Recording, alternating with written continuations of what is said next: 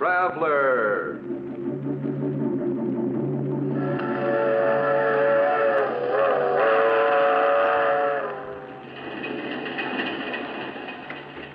This is the mysterious traveler, inviting you to join him on another journey into the realm of the strange and terrifying. I hope you will enjoy the trip, that it will thrill you a little and chill you a little. So settle back, get a good grip on your nerves. Where are we going? We're going to journey to the grave and learn the secrets of the dead in a tale titled The Accusing Corpse.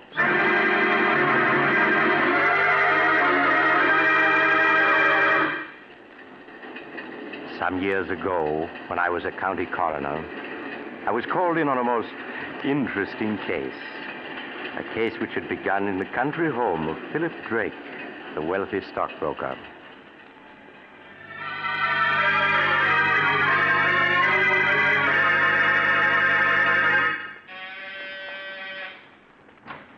Roger, thank goodness you were able to get here in time. I left town right after I received your call. What's wrong, Philip? You sounded so upset over the phone. It's Vivian. She's upstairs in her room packing. She says she's leaving me. Leaving you? Why? She seems to feel our marriage has been a mistake. Roger, won't you speak to her? Persuade her to stay. After all, she is your sister. I'm afraid, Philip, that Vivian and I have never been as close as sister and brother should be. She's always been wild and spoiled. Perhaps, Philip, it would be better if you were to let her go. No, I couldn't do that. I love her, Roger. I wouldn't want to live without her. Won't you please try to persuade her to stay? All right, Philip. I'll do my best. But I must warn you, I haven't much influence over her. Philip, I'm all packed and ready to... Why, Roger, darling, what a surprise. What are you doing here? Vivian, Philip has told me. Now, surely you can't be serious. You know how he loves you, everything he's done to make you happy. Now, Roger, you aren't going to start on that, are you? Someday, Vivian, you'll get just what you deserve for walking over people, breaking their hearts. Every time I think of you being my sister, I feel Roger, please. Would you mind waiting in the other room? I'd like to speak to Vivian alone. Oh, all right, Philip. Call me when you want me. Really, Philip, no matter what you have to say, you're just wasting your time. Oh, Vivian, how can you do this to me? You know I love you, that I'd do anything to make you happy. That's sweet of you, dear. Would you mind lending me your car to get to town? If you leave me, Vivian, you won't get a cent. Not a cent, do you hear? Really? Did you ever stop to think, Philip, that there might be another man with more money than you? Another man? Oh, no, there couldn't be. And why not? But we've only been married 3 months. There couldn't be anyone in that time. Oh, but there was. Oh, Vivian, in spite of what you've done, I'm willing to forgive you and start over with you. But, darling, I don't want you to forgive me. I want you to forget me. Vivian, you can't do this to me. I love you. I won't let you go. I really must be saying goodbye now. He's waiting for me in town, and I don't want to be late. If I can't have you, no one else will, do you hear? Oh, really, Philip, you're being ridiculous. I must go. No. Philip, what are you doing? A gun. Yes, Vivian, a gun.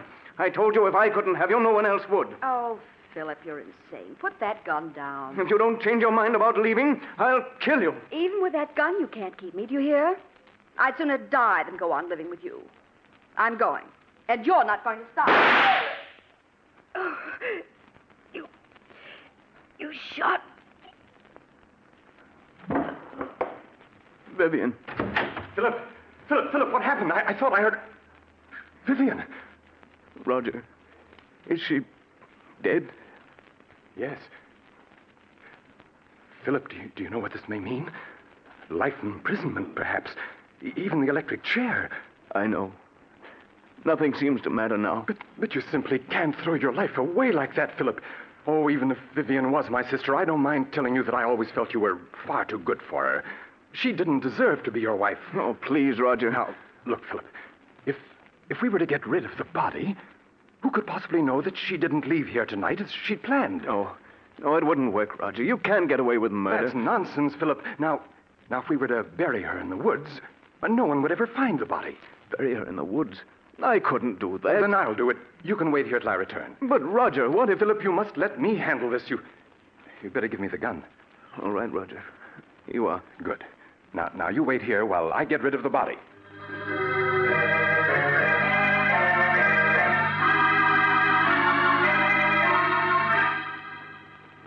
Philip watched, spellbound, unable to say a word, as Roger picked up the body and left the room. As Roger, carrying his burden, passed the gardener's shed, he picked up a shovel. In a few moments, he reached the woods which began at the rear of the house and extended for miles.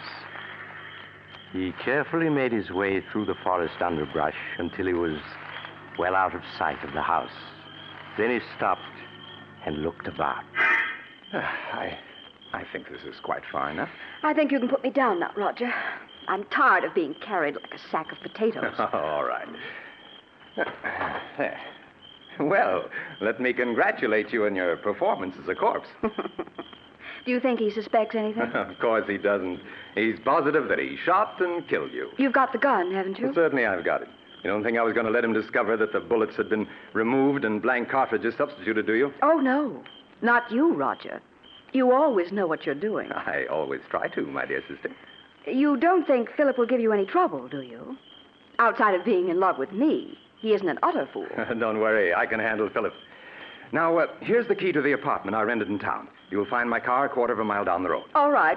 I'll be waiting for you at the apartment. I'll be there in a few hours. Now, let me see. Yes, this seems like a nice place to dig.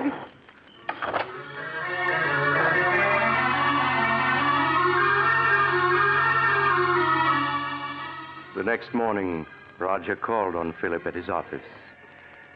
With a calculating glance, he noted that Philip's eyes were bloodshot, that his hand trembled as the two shook hands. How are you, Philip? I couldn't sleep at all last night. I kept thinking of Vivian. And what if her disappearance is noticed? People begin asking questions. Now, all you have to do is tell them that Vivian left you and you don't know where she is. Or things like that happen every day. You've been very helpful to me, Roger. If ever I get a chance to repay you for it, rest assured I will. That's very good of you, Philip. Truth of the matter is, you could do me a favor if you would. Of course. What is it? Well, I'm in the midst of a business deal, and I find myself a little short of capital. If you could lend me some money, I'd appreciate it. Oh, certainly, Roger. How much do you need? 20,000. 20,000? That's quite a lot. Naturally, Philip, if you feel you can't lend it to me, I'll go to a bank and try to borrow it isn't that I can't lend it to you, Roger. It's just that the amount surprised me. Shall I make the check out to you? Yes, if you please. All right. I can't tell you how much I appreciate this, Philip.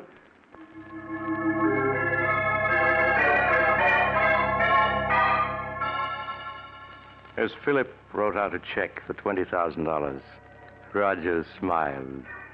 Things were working out just as he had planned. An hour later, Roger entered an old brownstone house and went to apartment 2C. Roger, did you get it? What does this look like? Oh, Roger, that's wonderful. Now we can clear out and... Why, there isn't 100,000 here. No, my dear. I only got 20,000 from him. But we were after 100,000. Why didn't you get it all this morning when you saw him? My dear Vivian, it simply isn't done that way. Blackmail is an art that calls for the use of psychology. Philip will give us many times over the money I hold in my hand, all in due time, of course. You mean I'll have to go on hiding in this miserable apartment until you finished your little game with him? Never being able to leave it for fear someone will recognize me. Come now, Vivian, you've got the radio and books I and won't spend weeks in this apartment, I tell you. I won't. My arm! You'll do exactly as I say, Vivian. Exactly, do you understand? Roger, my arm, you're hurting me. It's nothing to what I'll do if you disobey me. Do I make myself clear? Yes, yes.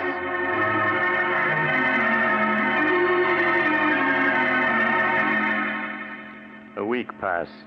A week in which Roger patiently bided his time. For time, he knew, was working on his side against Philip. Then one morning he called on Philip at his office. Good morning, Philip. How are you? How do you expect me to be? This past week I've been able to think of nothing but Vivian and what happened that night. Philip, you must stop brooding over it. Whatever happened was her fault, not yours. Yes, you're right. Perhaps what I need is a vacation. Yes, of course. A trip would do you a world of good. And if I could afford it, I'd go along with you. You mean you haven't any money? I'm afraid not, Philip. That's what I've come to see you about. I must have $40,000 at once. 40,000? Yes, I know it's a good deal of money, Philip, but without it, I'll be ruined. Well, naturally, I want to help you, Roger, but 40,000? If I don't get the 40,000, Philip, it may mean prison for me. Now, you wouldn't want to see that happen, would you? Well, of course not, Roger, Now, but... after all, Philip, I saved you from prison. In fact, I made myself an accomplice to Vivian's murder by not turning you over to the police. Well, yes, I know, Now, but... you could hardly expect me to remain loyal to you if you weren't willing to help me, could you? I see. It seems I haven't any choice. Very well, Roger. I'll write you out a check.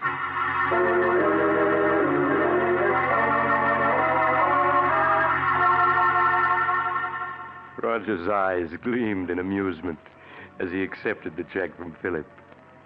There was no longer any doubt that Philip understood him perfectly. Things were working out exactly as he had planned. Later that day, Roger went back to the old brownstone house. There was a smile on his lips as he entered apartment 2C. Look at this. $40,000 in cash. Oh, Roger. Now, wasn't this worth staying in hiding for, Vivian? And there's plenty more where this came from. Who could that be? You better get behind that screen. No. All right, Roger. Yes? COD for Miss Brown. It amounts to $64. Oh, you must be mistaken. There's no Miss Brown here. This is the address she gave. It's in care of Mr. Roger Martinson. That your name? Why, yes, but I don't know any... Those packages are for me, Roger. How much did you say the COD was? $64, miss. Oh. Here you are. Thank you, miss. Here's your receipt. Goodbye. Goodbye. When did you buy those clothes? This morning? You mean you went out shopping in spite of what I told you? Well, I was sick of being cooped up in this apartment day and night. I had to do something for a change. And what of my plans? You risked everything with so much at stake. Roger, stop looking at me like that. I tell you, I couldn't stand being cooped up in this apartment any longer. But I gave you orders to stay here. Well, I won't. I want you to get the rest of the money at once so we can clear out. And if you don't, I'll go shopping whenever I feel like it. You can't make me stay here. You'll do exactly as I say, Vivian. I won't allow anything or anyone to interfere with my plans. I've worked out every step perfectly, and there isn't going to be any slip-up.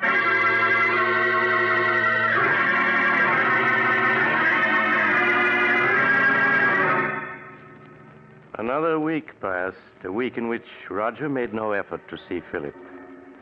Then early one evening, he got into his car and drove out of the city to Philip's home in the country. Oh, it's you, Roger. Come in. Good evening, Philip. Oh, where are the servants? This is their night off. Oh. You're not looking well at all, Philip. You shouldn't remain in this house by yourself. What difference does it make where I am? Wherever I go, the memory of that night follows. It's hard to believe that it was only 2 weeks ago tonight that I killed her. 2 weeks ago tonight. Why, so it was. Oh, by the way, Philip, do you think you might possibly lend me $60,000? 60,000? You can't be serious. Oh, but I am. But I lent you that much already. Yes, I know, but I must have more. No. I won't give you another cent. You blackmailed me enough. Blackmail is a harsh word, Philip. What else can you call it? Now, you're just as hard and grasping as Vivian was. Yes, but you must remember I'm alive and she isn't. I suppose you're glad she's dead. In life, she was worth nothing to you. In death, you're able to get $60,000 for her. In death? How do I know she is dead? But don't be foolish, Philip. You saw her lying on the floor in this very room. Yes. But how do I know she's dead? It was you who examined her and told me so. And you buried the body by yourself. Well, I just wanted to spare you, Philip. Just exactly where did you bury Vivian? As a matter of fact, how do I know the whole affair isn't staged for my special benefit, so that you can extort money from me? Oh, surely you don't believe that, Philip. Why, you shot her with your own gun. Yes. And you took the gun away from me immediately after the shooting. Suddenly, that whole affair is becoming very clear to me. I tell you, she's dead, Philip, and buried out in the woods. Then I want to see the grave and the body you say is in it. But this is ridiculous. I won't go searching for a grave in the middle of the night. You shouldn't have to search for it, Roger. Not if you really dug one. Come along. We can pick up a shovel at the tool shed. I won't do it. I said come along, Roger. Oh, Very well. But I'm not certain I'll be able to find the grave. After all, the woods is fairly large, and it's been 2 weeks since I buried her. That's all right, Roger. We'll stay out there until you do find her.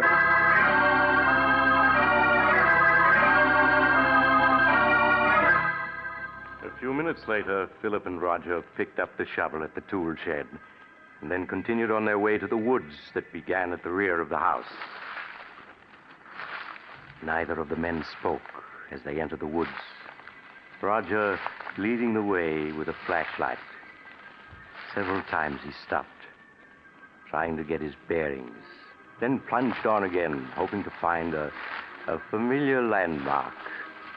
It became apparent that Roger was growing less and less sure of himself. Oh, the grave is someplace around here. I'm certain of it. Perhaps we ought to come back in the daytime. It might be easier to find it then. I know, Roger. You shouldn't have any trouble finding it now, if it exists. It does exist, I tell you. It's just that the woods are so confusing at night. Everything looks so different. Just keep on searching, Roger. Well, perhaps this is the spot. It looks something like it. Well, is it or isn't it? I don't know. It looks like the place where I buried her, and yet I'm not certain. There's only one way to make certain, and that's to start digging. Here's the shovel. But suppose this isn't the spot. Then we'll dig somewhere else. In fact, we'll dig up the entire woods if necessary.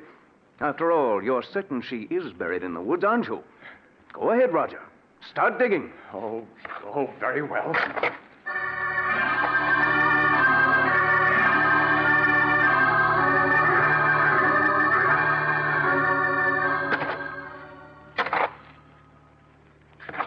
Well, Roger, you've been digging for 20 minutes now, and you haven't uncovered a body. Philip, I told you I wasn't sure this was the spot where I buried her. You're a great actor, Roger. But I'm afraid this time you've overplayed your role. What do you mean? Vivian isn't dead, and there's no use your pretending she is. Everything that's happened was part of a scheme the two of you planned to extort money from me. I tell you she is dead. Then where's the body? I thought this was the spot, but I must be mistaken. I'm sure I didn't bury her any deeper than this, but if I... Philip, turn the flashlight this way. What is it? Look. Do you see what I've uncovered? A hand. Yes. This is the spot where I buried her, Philip. Just a few more shovelfuls and I'll have her uncovered. No. Oh, it can't be. There. There you are, Philip. Of course, she's been in the ground for 2 weeks, but I think you can easily recognize that it's Vivian. Yes. It's Vivian. And look, Philip, here's the bullet hole under her heart. The bullet hole that you made. I don't want to see any more. I've had enough. You should trust me a little more, Philip. Everything I did was for your own good. After all, you don't want to go to the electric chair, do you? I don't care what happens anymore. I can't stand having her death on my conscience any longer. I'm going to call the police. Don't be a fool, Philip. You know it might well mean the electric chair. I'll take my chances. Anything's better than going on living the way I have these past 2 weeks. I'm going back to the house and call the police. Philip, come back! Come back! Philip!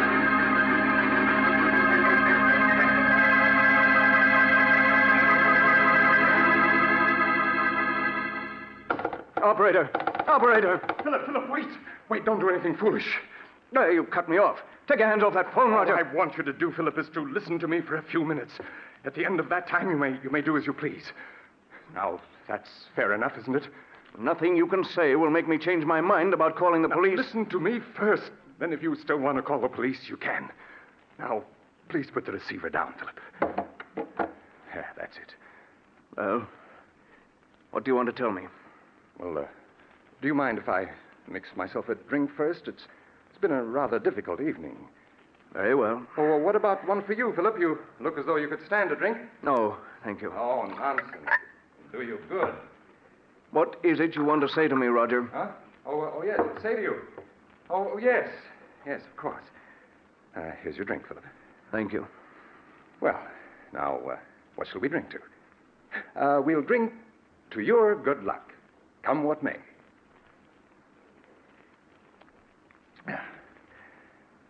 There. I feel a good deal better. All right. Now that we've had our drinks, what have you got to say? Oh, yes. What I wanted to say was I never let anything interfere with my plans, Philip. What do you mean by that? Simply that I can't allow you to go to the police, and therefore you shan't. It would spoil my plans. Oh, it would it?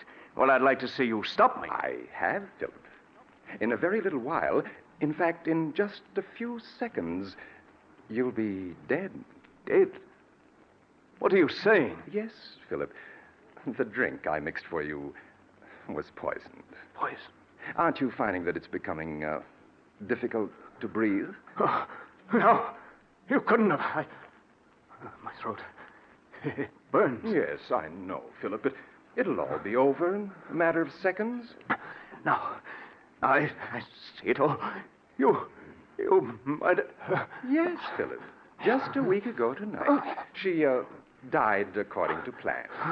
Uncle, please, Joe. I'm afraid, Philip, that you haven't the strength left to reach the telephone.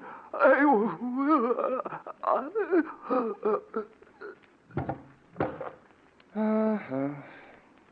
I'm afraid you and Vivian never had a chance, Philip. I had things worked out perfectly, down to the smallest detail. Hello, operator. Operator, please connect me with the police.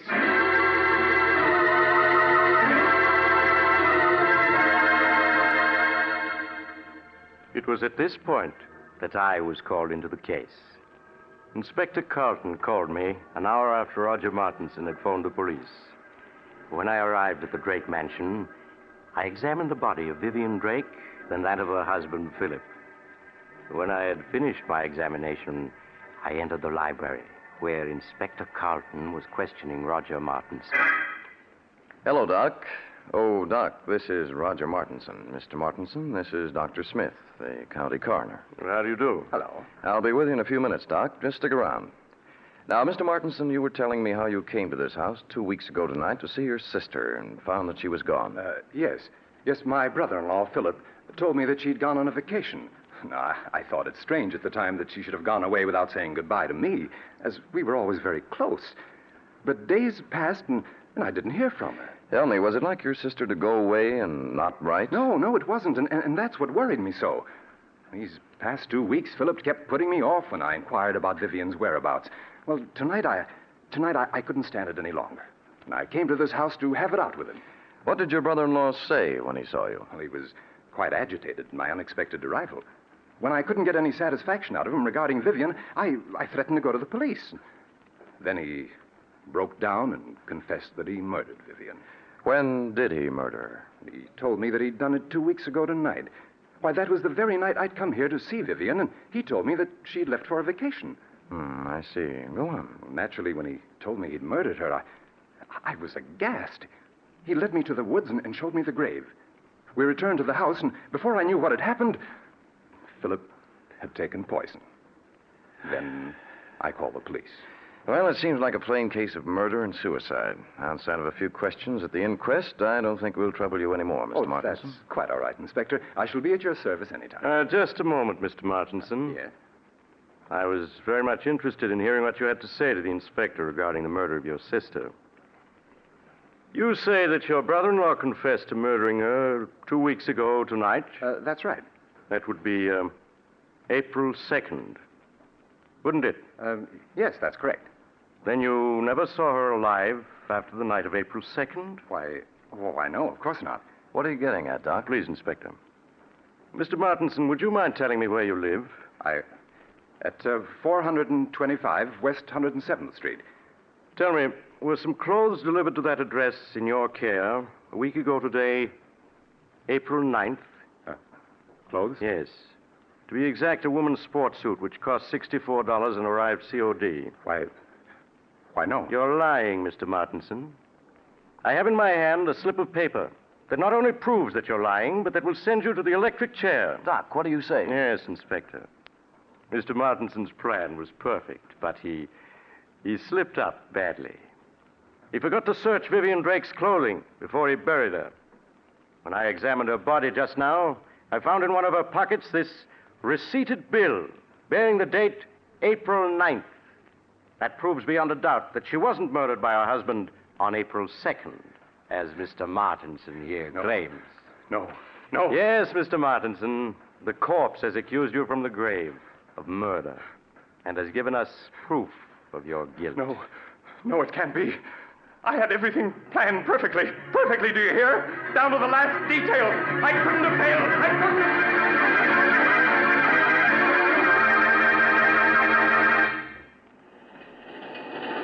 This is the mysterious traveler again.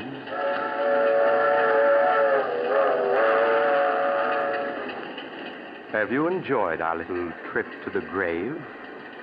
Poor Roger. What a pity.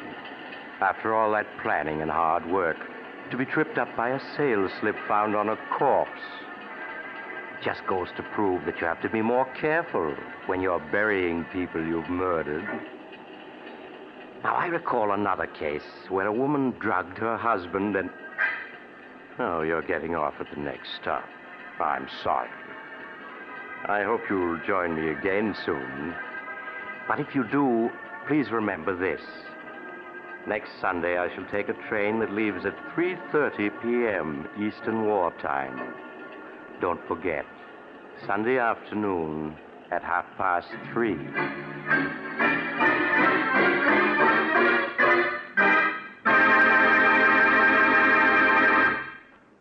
You've just heard Chapter 20 of The Mysterious Traveler, a series of dramas of the strange and unusual brought to you each week by station WOR. In tonight's program, The Accusing Corpse, Don Randolph played Roger. Also featured were Maurice Tarplin and Philip Clark. The Mysterious Traveler, written by Bob Arthur and David Cogan, is directed by Jock McGregor. Original music was played by Doc Whipple.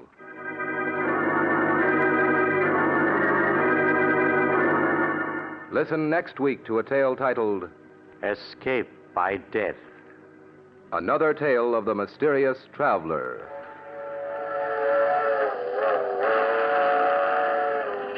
The Mysterious Traveler is presented by WOR Mutual every Sunday over most of these stations. But beginning next week, The Mysterious Traveler will be presented at a new time, Sunday afternoons at 3:30. Please note the change in time. 3:30 every Sunday afternoon, beginning next Sunday. This is Mutual.